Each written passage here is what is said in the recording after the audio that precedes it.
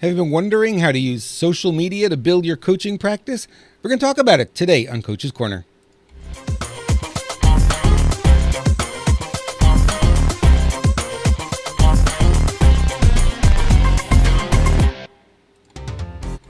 Welcome to another edition of Coach's Corner for coaches who want more success now. Today's episode is number 71, Marketing from the Inside Out. Today's episode is also sponsored by Marketing Thunder. MarketingThunder.com gets 7 days of full unrestricted access for just $1 when you go to MarketingThunder.com and learn from some of the most amazing trainers in the industry today. All right, we're going to have a little bit of fun today. We're going to talk about social media in a way that you probably haven't heard about it before in terms of how do you build your practice? How do you find new coaching clients? And by the way, without spending a lot of money on advertising, because I know a lot of people get inside, I don't want to spend a lot of money on Facebook ads. We're going to show you how to do it without spending money on advertising. But before we get into that, I want to give you a free gift. I want to give you my latest ebook, Top 10 Marketing Mistakes and How to Avoid Them.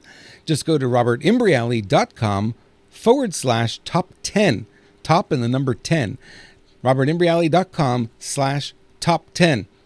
Okay. Let's talk about our guest today because she is someone that I have been looking forward to interviewing for some time now because I know she brings a lot to the table. And today's discussion is going to enlighten you in ways that you probably didn't even realize possible in terms of how to use social media, specifically Facebook, and in order to find new customers for your coaching business. My guest today is Wendy Maynard, and Wendy teaches service-based business owners the fastest and most effective way to grow their company to 6, 7, and even 8 figures. She has helped thousands of people over the last 2 decades build highly profitable businesses.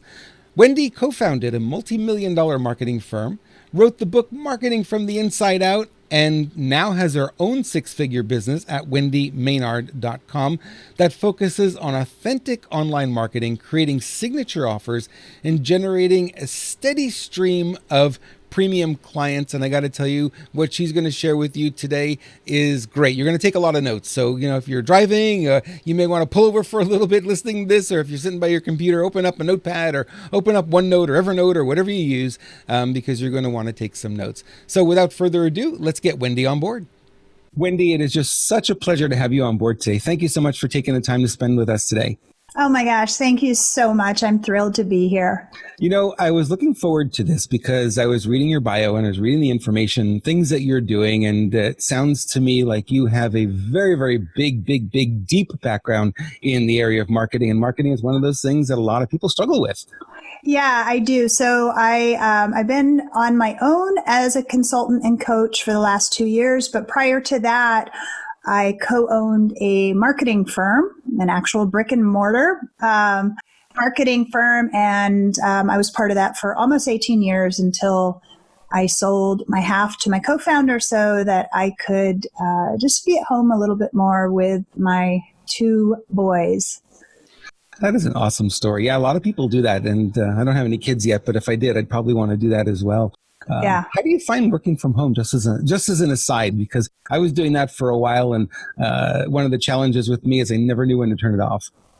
Right. I've learned to create boundaries, and I think having 2 little bosses helps because they definitely don't like it if I'm in here on the computer. So they'll come in and climb on me. I have a 3-year-old and a 10-year-old. 10-year-old will climb on me just as much as a 3-year-old. But yeah, they keep me in check, and they say, "Hey, it's time for you to be a mommy, not a business owner." So that works, but it has its downsides too.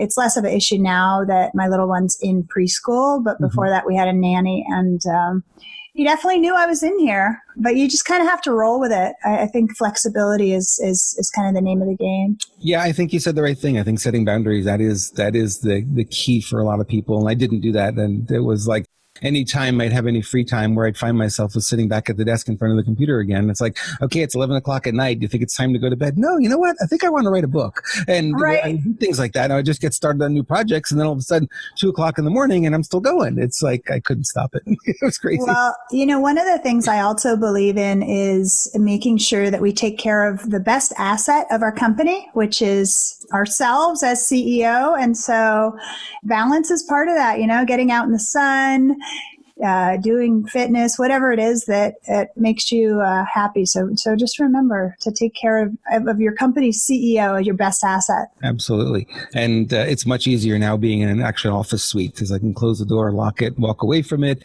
and I can't get back to it until the morning, which is really good for me. It's been one of those things that's helped a lot. Let's talk about coaches, because coaches in my mind are oftentimes masters. They're experts at what they do. Certainly they're masters at what they do. They spend a lot of time learning their craft and honing their craft and getting better and better at it. And oftentimes what you find is they don't have enough client base because they can't find any customers. And what skill they're missing is really the marketing piece. And that's the one that I spent my entire career working with people in that area as well. It's like, okay, you need the marketing. You're a master. That's great. If you don't want to do the marketing, go find someone to do it. But I know that's your expertise as well. So let's talk about that for coaches specifically. And then I want to talk about social media and how you can leverage social media as a coach to bring in new clients as well. Yeah, that sounds great. I think you're right. We all go into business with a core area of skill. And I think too few people realize how many different hats they're going to have to wear. The CEO hat, the marketer's hat. If you get into hiring contractors and employees, the HR hat, then your computer goes down. So you've got the IT hat, and it kind of goes on. And there's so many different aspects to it.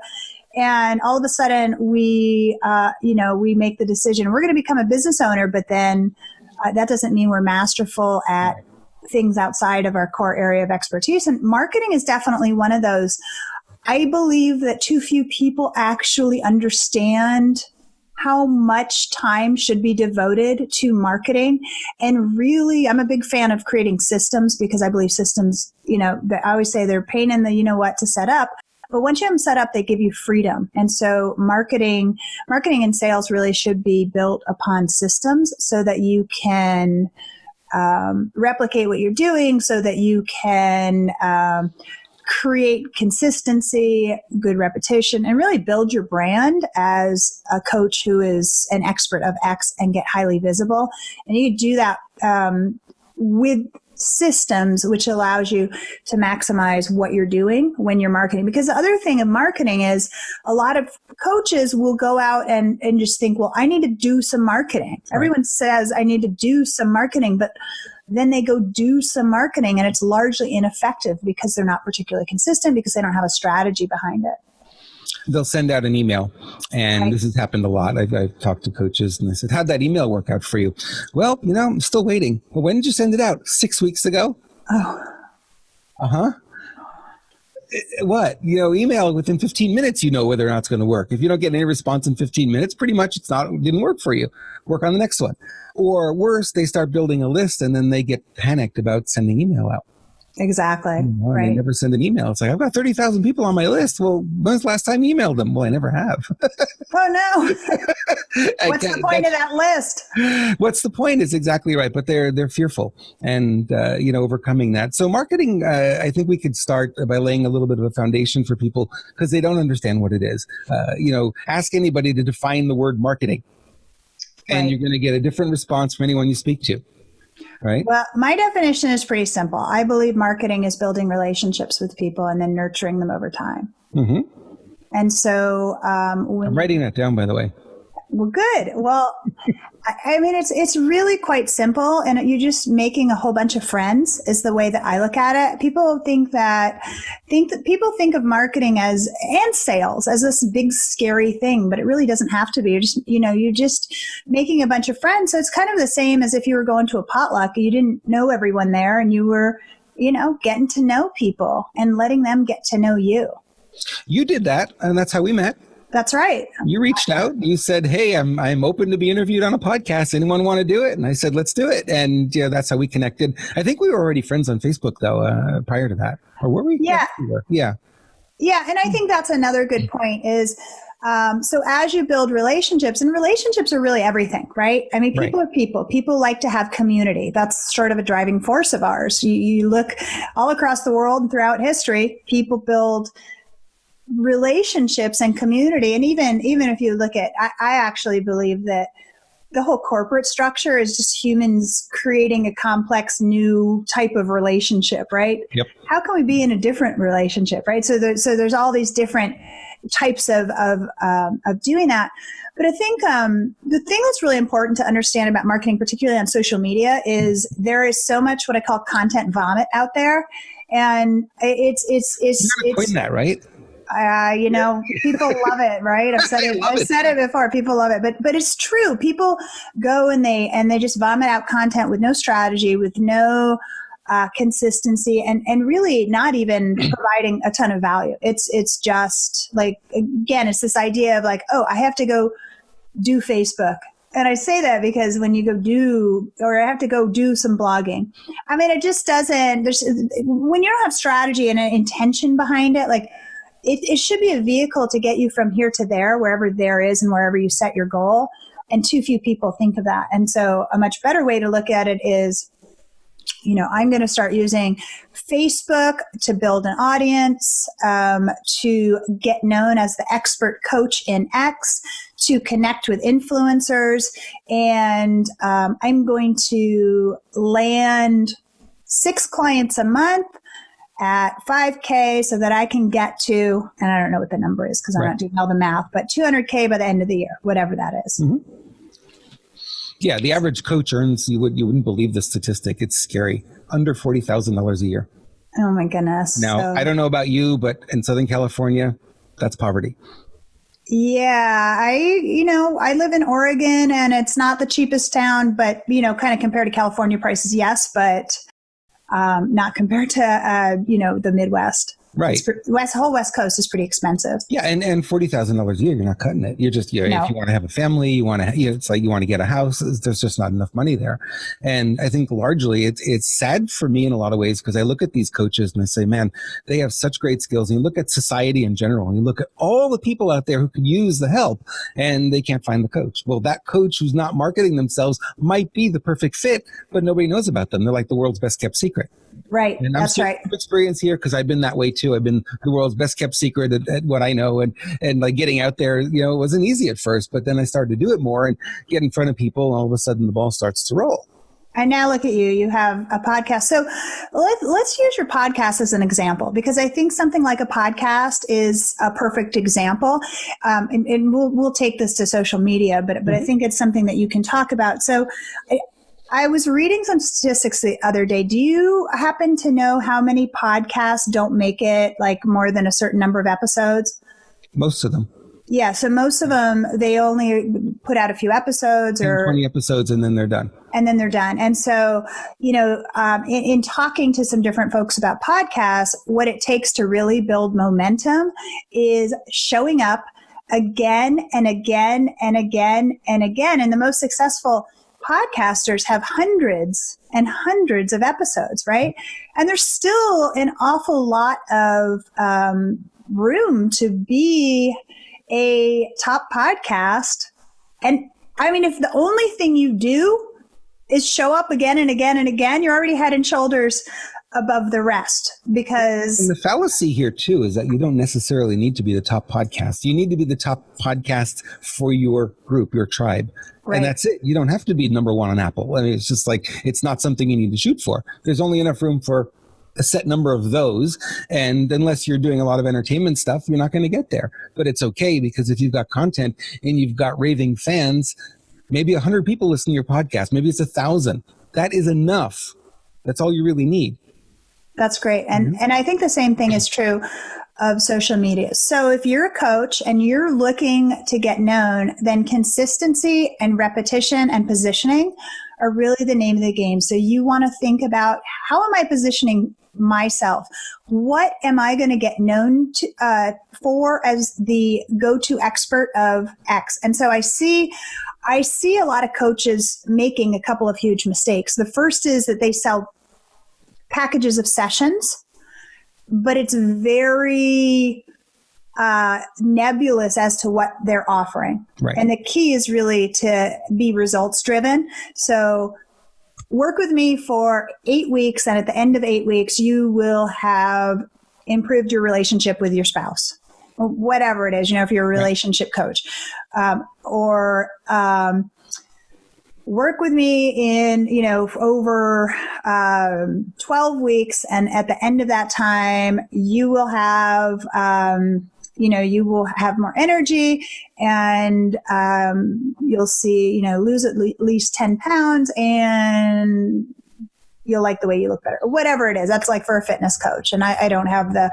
exact line, but you really want to have a result that you're putting yourself out there so that someone has something to grasp. And you want to position yourself as the expert in whatever that is. You want to own that. That's really your hook. And a lot of people don't like this, right? We talk about a niche a lot. So a niche is the demographics and psychographs of the people that you focus on. But I think beyond that, I call it your one thing. Like, you have to have your one thing that you get known for. And that maybe is not such a creative title, but you will have a lot more leverage on social media and really in your marketing in general if you position yourself as the expert of that one thing. So like life coach is a great example. Life coach is so broad, and you could probably get people nutritional results. You could probably get people relationship results. You could probably get people career results. There's so many things you could be doing, but you will never get known for that because, you're so diluted that nobody knows really what you do, and people cannot talk about you. So if people can't talk about you, they can't refer people to you. So you look at the general doctor, what do they call them? Primary care providers? Primary care, the doctor who kind of does everything, right? The family doctors? Yeah, they never get very wealthy. Who gets wealthy is the one who specializes, the brain surgeon. You know, I can do brain surgery, I can do heart surgery, and it's like those guys make a whole lot more than a general practitioner makes. Yeah, specialists always make more money than generalists. Yeah. So that's the idea when you're talking about life coaching. That's exactly it. That's the generalist. It's like, life coaching, I can push you along a little bit. You're never going to make a lot of money doing that because nobody can hire you because you're really not the expert in anything. You're broad, and I'm like that. I've got a lot of skills in a lot of different areas, and it's broad, but I can't market that because that doesn't. It's like, what are you known for? Everything? No, you can't be known for everything. What's the one thing? And people hate that because they feel like, oh my gosh, I'm going to be trapped. I'm going to be gassed. I'm always going to be that guy. I'm always going to be Batman, because I played that role once and that's it. And I don't think that that's true. I think you can move beyond that. Yeah. And so like, let's sort of look at that, like what you can do kind of as a next step. So you pick your one thing, and I know nothing about keto, but I know it's a thing. So let's just pretend you are the fitness coach who is all about keto diets, right? Mm-hmm. And whatever the results are. Again, I don't know anything about it other than it's popular right now. But what's also important is to take a stand for what you believe in and to take a stand for what you are against. And people are scared to do this, but you actually want to push away a whole bunch of your audience because you will magnetize a small percentage of your audience. And the people that you magnetize, if you're a bit polarizing, they will love you. And you want people to love you, and you want people to hate you too, because you don't want to dilute your message. And so this is something that people find really scary. But let's say you are the keto diet expert, right? And that is your one thing. And so you might take a huge stand. You probably would take a huge stand against veganism, right? I think it would be really hard to eat keto if you were vegan, because I think it's all protein and meat, fat-based. Fat-based, right. So you need to probably do some rants about veganism and why it doesn't work if people want to lose weight and get more fit. And people are scared to do that, right? Because, I don't want to piss people off. But I think that's actually important. You're so dead on about that. And, I've had experiences of doing that kind of thing, the controversial approach to whatever the topic is. And you look at the engagement on social, or you look at the engagement in email, and it's like tenfold what it would be if you're pro something. Oh, you got to do this. This is the way to do it. This is the way to do it. This is the way to do it. And instead of coming out, and I had worked with a sales coach years back, and he said, how to become a millionaire in sales without the sucker punch. And it was so brilliant, because that's exactly what people didn't want. It's like, oh, I don't want to do that sucker punch. I don't want to be that used car salesman guy. And it's like he ranted against that and how horrible that was. And why all the sales training out there was about that. And that you're being trained wrong. And I have a better way. Yeah. And people just like ran to him because of that. Yeah. And I think that is so important. And then the other thing is, when you're on social media, if you're controversial, people will make a lot of comments, either being for or against what you're saying.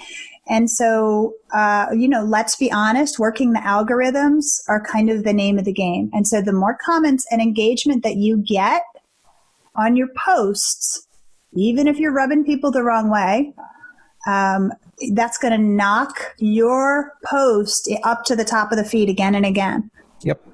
And so that is actually a good thing. Admission, Wendy. That alone was worth the price of admission. People there you go. Yeah, no, absolutely. You're dead on accurate. And then the other thing is really being consistent. And I always like to recommend to my clients, like, start on one platform where your clients are and that fits your personality. And so, that might be LinkedIn, that might be Facebook. Those tend to be my favorite places to be. Although, if you're a person who just loves video and never wants to type a word, then maybe YouTube is your place, right? It is possible. But the key is, wherever you are, you need to show up again and again and again. And what I always recommend is that people actually carve out time to work on their marketing on a daily basis. And so you schedule that in your calendar, and you make it part of, this is the system, right? You have a systematic approach. You are on there every day. And so there was this one woman, and I'm going to just give you this example. She, I won't even say what she did, but she was in my Facebook group, and she was lamenting how she really wasn't making any money and had no clients. But she thinks that most of her clients are on LinkedIn. I said, great. Well, you need to get on there daily. You need to do, some short form and long form posts, probably do videos. I just gave her some recommendations. Right. And you need to reach out and connect with 10 to 20 people a day. And so I gave her this great sense of, this great list of recommendations. And her response was like, wow, that sounds like a lot of work. I don't think I want to do that. And so my thought, I didn't respond to that, but he's like, yeah, that's a lot of work. But right now, you're not working on client stuff because you have no clients. So what are you doing with your time? Exactly. And if you're not in a place where you have enough clients, then all of your time should be spent marketing. Yeah. And that's one of the things that I bring up a lot too. It's like, well, what percentage of your time are you spending on marketing? And people go, well, I don't spend much on marketing, maybe an hour a week kind of thing. And I say, why don't you spend more? Well, I don't really know what to do. I said, well, in your marketing time that's in your schedule, that's what you're asking. You're trying to figure out what to do. And if you don't know, you start asking questions. Ask me, ask anybody. I always give my email address in every podcast that I do. I'm very public. My email address has been the same now since 1999, and nobody ever emails. It's like, why not reach out? Why not ask? The worst they're going to say is, I can't answer that unless you're a client, because it's a little bit more involved, or, here's a link to an article that'll help you. Right. And people I actually got booked on something like 15 podcasts through, I think, like 3 posts that I put out. I put one on LinkedIn, I put one on Facebook, and then I put one in a group. And that got me 15 guest spots on podcasts. And sometimes people think like, oh, well, okay, so a couple things about that. One is people, could look at my content and look at some of my videos because I have them. But the thing is like, people think that putting themselves out there and trying things. They don't do it because they're too scared. Well, I think that was pretty amazing result, but it was pretty simple, and it just had to do with me actually being willing to ask. There was two parts to that, because when you asked, the first thing I did is went over to wendymaynard.com, right? And the first thing I looked for is a video. Uh-huh. I want to see, how do you show up on video? This is a video podcast. How do you show up on video? Do you have the equipment? Do you have the lighting? Some people, it's like they don't, and it's horrible. It's like, oh, that'd be a horrible guess for me. But I looked at you and I said, you got that nice background. Your lighting is nice and even. You've got a nice microphone. You've got a nice camera presence. Yeah, let's do an interview. Awesome. Yeah. So that's another benefit of consistent marketing. And so I don't know how many clients have come to me and said something like, oh, I've watched all your videos and read all your blog posts. I definitely want to work with you. And so marketing not only works in the now, like when you're actually like, I'm going live right now, right? But it also works as an accumulation of credibility. And so, I'll just go back to I don't know why I keep doing this keto fitness coach. It's just what popped into my head. But let's say someone was thinking about hiring you to help them lose weight and get started on a, keto diet and program. And you have a ton of videos about how great keto is, about your methodology, about your approach, about what you like and you don't like. They watch all those and they think, wow, this person is really an expert in keto, right? That's your one thing. You have marketed yourself again and again. And the more you market yourself, the easier that it gets to get clients. Yeah, then they look at all that and they say, you must be an expert in this because you keep talking about it, you must know something. Even better, if you want to take that one step further, write a book on it. That's right. A book is so hard. It's so hard. Yeah, can you write 50 pages? Because that's good enough, and you could publish it as a PDF. I mean, it doesn't have to be hard. Yeah. I have my book. I have a book. It's Marketing from the Inside Out. Yes, that's why I titled this podcast that exactly. That was the title for this podcast. Yeah. And, the marketing from the inside out. So I wrote that when I was at the marketing firm. It's actually a little bit more tailored towards larger size companies, but there's a lot of great information that can help everyone. But it's really about getting clear first on your mission, your values, and your vision. And then, building a culture that is remarkable, giving remarkable client service, having a message that you're putting out there and positioning. But it's really starting from the inside. And it's really the same thing that I'm talking about right now. So who are you? What do you want to get known for? How are you positioning yourself? And then once you're clear on those things, then you just, you say that again and again and again. Exactly. And like I said, when someone comes to your website, they see a consistent message and they go, well, you must be the expert. And how do I hire you? How do I work with you? Exactly. So, wow, it's so hard to get clients. Well, sure. Look at your website. Look at how people are seeing you. How are you showing up online? How are you showing up in social? Right. Right.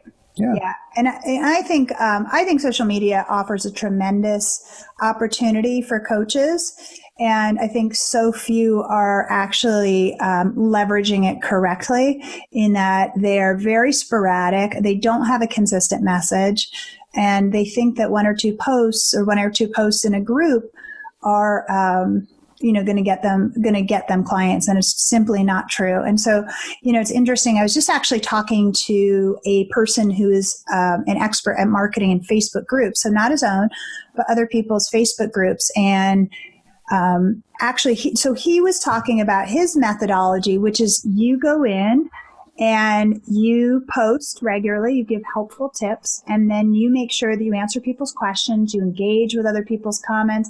He said it's not a short game, it's a long game. But after a while, what happens is not only do people start reaching out to you, but people start tagging you as the expert in your one thing. Absolutely true. So that is magical when other people start to know you and tagging you for your expertise. Oh, so Robert, you need to get in here because this is your area. That's magic. Yeah. Absolutely. You need to answer this question, or, this is perfect for you, or yeah, absolutely. And I think a lot of people don't do the consistency thing because of the lack of results. And they don't recognize that the lack of results is because of the non-consistency. So I do a post in a group and I wait and I keep waiting and I keep waiting. That didn't work. I go on to something else.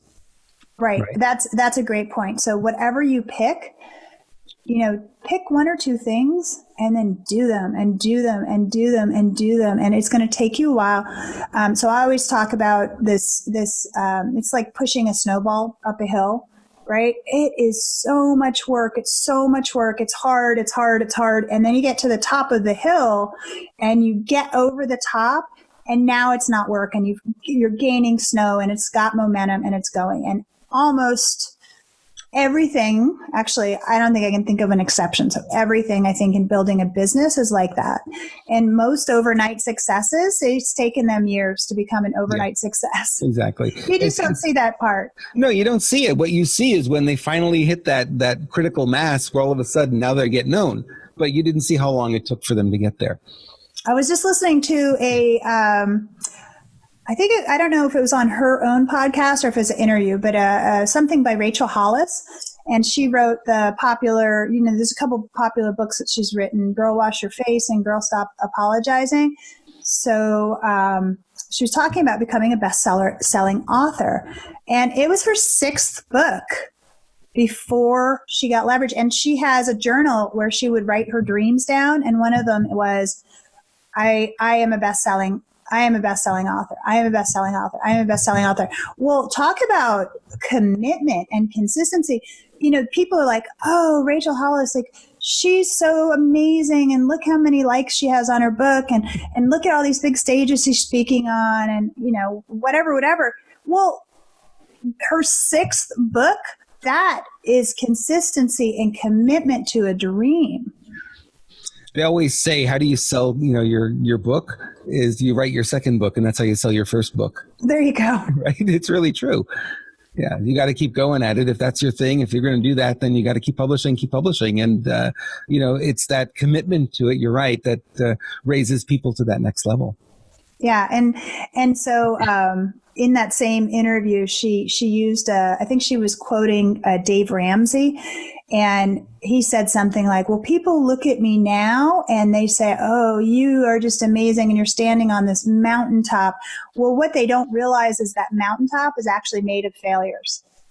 So I love that metaphor. Like we make a lot of mistakes along the way, but that is okay. It's actually okay because those are all steps towards where we want to go. And so too many people don't commit to their dream strong enough. And I think marketing is really part of that. Yeah. So if you want to have consistent clients coming in, if you want to have $1 million business, whatever it is that your goal is, you need to commit to getting yourself out there. But it's a marathon. It's not a sprint. And sometimes I think it's like an endurance marathon, this crazy 50K or whatever, 100K mile runners.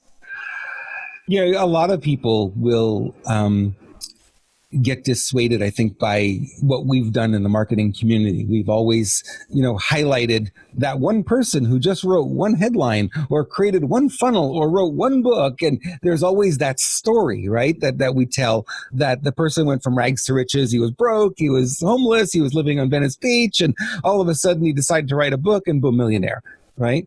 And we always hear that story. So we get the idea that that's the way it's supposed to look.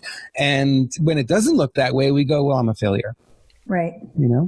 Well, you just mentioned funnel, and a business friend and I were joking about the just one funnel away, which is Russell Brunson's tagline. Now, he's a brilliant marketer, right? And he's built his empire, and I'm sure he would readily admit that he has had a lot of failures. But the funny thing about just one funnel away is what that doesn't reveal is how many times you're creating funnels that don't work. You might be just one funnel away from your $1 million. However, you may have 100 or 200 funnels that you tried that didn't work. So your one funnel, it's like that same idea of standing on a mountaintop of that's on failures or not failures, but things that didn't work as well as you wanted them to. Well, and I think that tagline comes from Ted Nicholas when he said you're just one headline away from becoming a millionaire. Okay. Right? And it's the same on. thing. Yeah, same idea. And, he was very clear that you've got to keep writing headlines. And in fact, when he was talking about writing sales letters back in the day, he says you write a minimum of 100 headlines before you settle on one. And that's just for one article, right? Well, yeah, one sales letter, exactly. And it's like, nobody's going to do that, but the ones who are committed will do that.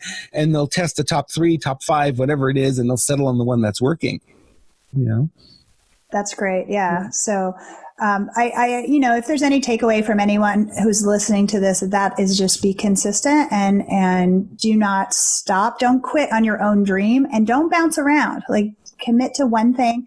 And I always liken it to someone's like the guy in the circus or spins a bunch of plates. So it takes a lot of effort to get that first plate spinning, right? But once you've got it spinning, you just have to get a little push. And then you can add in your second marketing system. Get that one going, give the first one a little push, get that one going.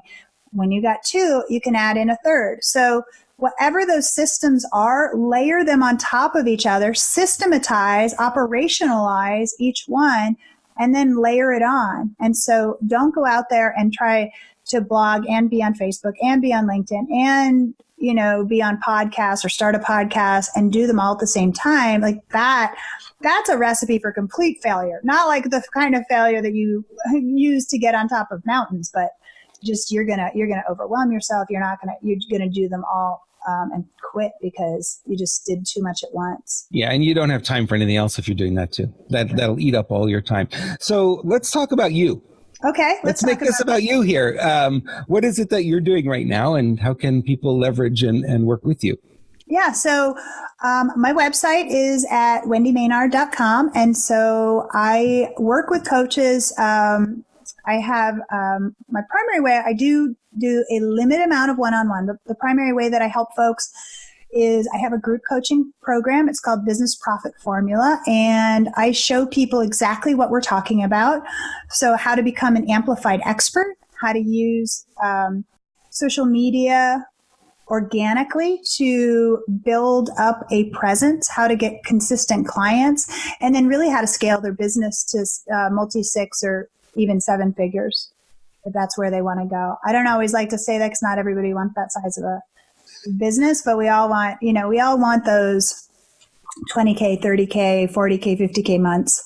Then some of us want the 80 to 100K months, but it's all possible. But it's really about weaving in systems to the fabric of your organization. It's really about getting clear on your area of expertise. It's about learning organic marketing systems. And then once you're clear on that, if you want to add in paid advertising, sure, like do that. But get really good at the systems and especially marketing and sales that are going to attract clients and then convert them. You hit on something important that people should know. I always coming back from my marketing background and such, we always talked about copywriters and people writing sales letters and such, and it's not that hard to fathom that kind of a person making $1 million or more in a year. And I think for coaches, I see a lot of coaches hitting that 7-figure mark. And I don't think it's beyond the reach of any coach who really dedicates himself to marketing and really puts the systems in place and does the consistency and focuses on one message. If you're doing those things, we know it works because we look around you. There are a lot of coaches who are doing $1 million or more a year. Yeah, and I think the key is really knowing how to leverage your time. So a lot of coaches, again, they do that. Like, I'm going to bundle up some sessions and sell them. Well, you're never going to hit $1 million by trading your time for dollars. It just doesn't work. And so that's where group coaching comes in. That is where you can have some done for you, or do-it-yourself types programs. I'm not a big fan of that unless it's an offshoot of your group coaching and feeds into your expertise, or it's a downsell. So I have a specific methodology. And then my other big thing is having some sort of upsell where you're getting recurring revenue on an ongoing basis, which is where a lot of people fall short because they don't think about how their whole what I call a service delivery map, how it all fits together. And then a lot of people are like, well, I'm going to have a 37 $47 ebook on mindset, and I'm going to have a $47 program on fitness, and I'm going to have a $147 course on relationships or whatever. And it's like, no, you're doing the same thing with your programs. Your programs also need to be built around your one thing. And right. people spread themselves too thin on their marketing. People spread themselves too thin with their offers. But you can really have two to three really incredible offers, and you can build $1 million business around that. Yeah, no question. And the idea of a funnel is an accurate description, because really what you want to do is you want to bring them through step by step by step by step. And if you have stuff that's disjointed all over the place, then your customer is not going to do this. They're going to be interested in this ebook, and they're going to come through. Okay, what else you got? Nothing. Okay, I'll go find somebody else. Right. Right. Yeah. And so there's so many things that you can do, but again, it all needs to be based on your vision of your company and then your strategy of how you put the pieces together. You are amazing. Oh my gosh. Thank you. That's so blessed to have you here today and sharing this with us. Blessed to be here. Yeah. I had a lot of fun, and I want to thank you for being here. We're going to edit this all up and make it look really pretty, and make sure your web address is on there, wendymaynard.com, and hopefully people will go visit. Is there anything on your website that they can kind of try out, a free ebook, a free this, or something that they can get to kind of get their feet wet with you? Yeah, so I have a webinar that people can watch, and it's just right on the homepage. Okay. You'll see, I think it's an orange button, and you'll see it. And that is one place they can go. And I also have a Facebook group. If people want to ask me questions directly, that's probably the best place. The easiest way to get there is businessprofitengine.com. It just has a redirect, and it'll take you right to the group. Hit join and become a part of our community. We have a lot of really smart people in there. Or they can get it on wendymaynard.com. Just hit the community button on the menu, and it goes right there, which is the easiest thing I found. That too, yes. Awesome. Thank you so much for being here, Wendy. I really appreciate it. Thank you so much. It's been an honor and privilege. Well, I hope you enjoyed that little conversation with Wendy. I think that was really helpful. I don't know about you, but I got a whole page of notes here of all kinds of things that I'm going to put into action in my own business, my own practice, to find new clients for myself as well. Very, very easy stuff to do. Like she said, you got to be consistent. You got to use systems. You got to know what to do. And if you don't know what to do, that's the first thing that's on your list. Figure out what to do. If you want to reach out to me, you're certainly welcome to. As I mentioned before, robert@ultimatewealth.com. Same email address now since 1999, and you reach out, just send an email, send a question, and let me know what you're struggling with or what you need help with, and I'll be happy to help you there. All right. Thank you so much for watching. We're going to do this again next week. I have another great guest for you lined up, and I hope you'll not only join us, but also subscribe to the podcast. Thanks so much.